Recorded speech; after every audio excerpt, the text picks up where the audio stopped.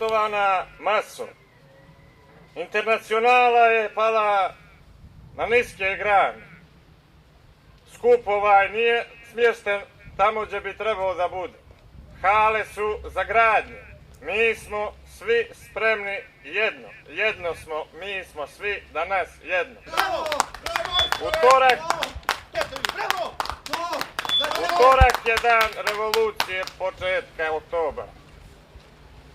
Zaboravljamo na jedne veoma bitne tendenciozne stvari.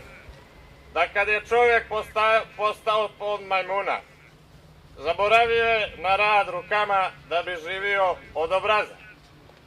Mi danas živimo izopačeno, simultanim govorom se obraćamo i živimo u u živom blatu. Kad bi čovjek postao zvije, on bi lagano životario, ali vremenom, poštovani skupe, ja se izvinjavam ako sam iznemogao u ovom oblaku koji se nadvio nad nama.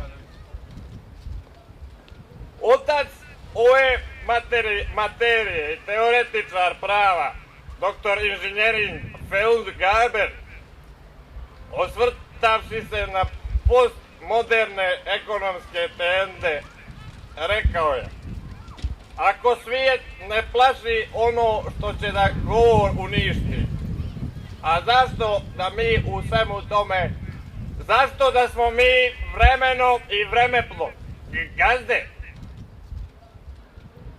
Ja sam kao mali bio u gazdaričinom gnijezdu. Znači, imao sam kuću kod gazdarice. Vremenom gazda je nije bilo i ja sam, oprosti mi, moj dragi skupe. Bravo!